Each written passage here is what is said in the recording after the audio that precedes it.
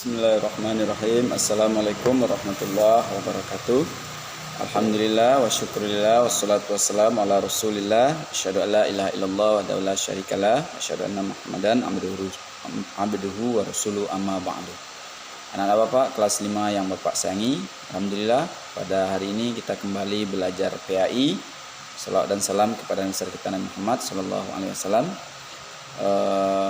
Setelah kita kemarin telah melaksanakan ujian MIT, kembali hari ini kita melanjutkan pembelajaran kita PAI. Hari ini kita akan masuk kepada pelajaran ketiga atau pembelajaran ketiga. Bisa anak-anak Bapak lihat dalam buku paket PAI halaman 22, yaitu tentang cita-citaku menjadi anak soleh. Jadi pada pembelajaran 3 ini kita akan belajar tentang cita-cita anak soleh atau sifat-sifat anak soleh. Pertama, hari ini kita akan belajar sifat anak soleh itu, yaitu orang jujur. Orang jujur disayang Allah Subhanahu Wa Taala. Anak Bapak tentu sudah tahu apa itu yang dikatakan jujur. Jujur adalah berkata apa adanya atau berkata yang menurut semestinya, berkata menurut sebenarnya yang terjadi. Kalau kita berkata tidak sesuai dengan apa yang terjadi, berarti itu namanya bohong. Makanya jujur lawannya adalah bohong atau dusta. Nah, anak soleh harus memiliki sifat yang jujur, harus bercita-cita menjadi orang yang jujur. Kepada siapa saja kita harus jujur? Pertama kepada Allah Subhanahu Wa Taala. Jujur kepada Allah Subhanahu Wa Taala. Bagaimana cara jujur kepada Allah Subhanahu Wa Taala? Yaitu harus menaati, mengerjakan perintah Allah Subhanahu Wa Taala. Salat, belajar, puasa, dan ibadah-ibadah lainnya. Kalau itu kita lakukan, salat 5 waktu kita lakukan, berarti kita telah jujur kepada Allah Subhanahu Wa Taala. Artinya menaati perintah Allah Subhanahu Wa Taala. Kedua, jujur kepada diri sendiri. Nah, bagaimana jujur kepada diri sendiri? Contohnya saat ujian kemarin, ujian MIT. Tentu apalagi kemarin ujiannya di rumah ya anak Bapak. Nah, di sini diminta kejujuran. Siapa yang mengerjakan ujian itu sebenarnya orang tua, kakak, abang, atau diri sendiri?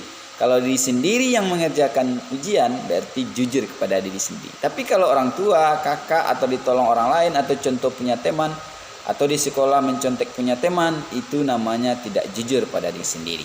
Ya anak Bapak ya. Dan yang ketiga, jujur kepada orang lain. Bagaimana jujur kepada orang lain?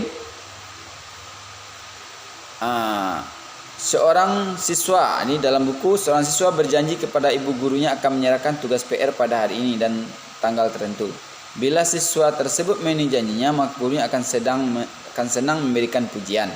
Apa yang tadi? Jika siswa tersebut tidak menepati janjinya, tuliskan jawaban pada buku catatan. Nah, jadi kalau kita sudah berjanji kepada guru untuk memberikan PR di hari tertentu, ya kita berikan.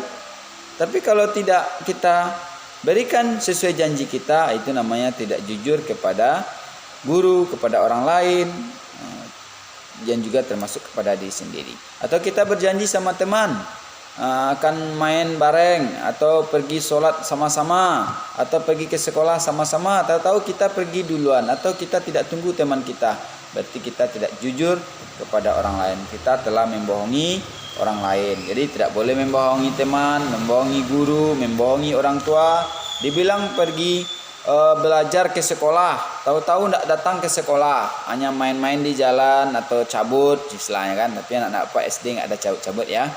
Atau datang ke sekolah, tapi sudah berjanji dari rumah akan belajar sungguh-sungguh, akan rajin, tahu-tahu di sekolah ngantuk, main-main, berkelahi, ya itu tidak jujur sama orang tua namanya. Nah anak Bapak, itulah materi pelajaran kita hari ini tentang cita-citaku menjadi anak soleh, yaitu tentang sifat jujur atau orang yang jujur disayang Allah. Jadi kesimpulannya anak Bapak, mari kita berlaku jujur. Kalau kita jujur, akan disayang Allah, akan disayang orang tua, disayang guru, teman, dan orang sekitar. Jadi jujur itu berkata apa adanya sesuai apa yang terjadi. Lawan dari kata jujur itu adalah bohong. Selamat berlaku jujur anak Bapak. Demikian saja. Kalau ada kata-kata Bapak yang salah, Bapak mohon maaf.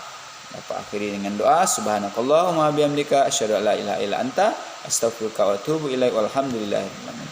Assalamualaikum warahmatullahi wabarakatuh.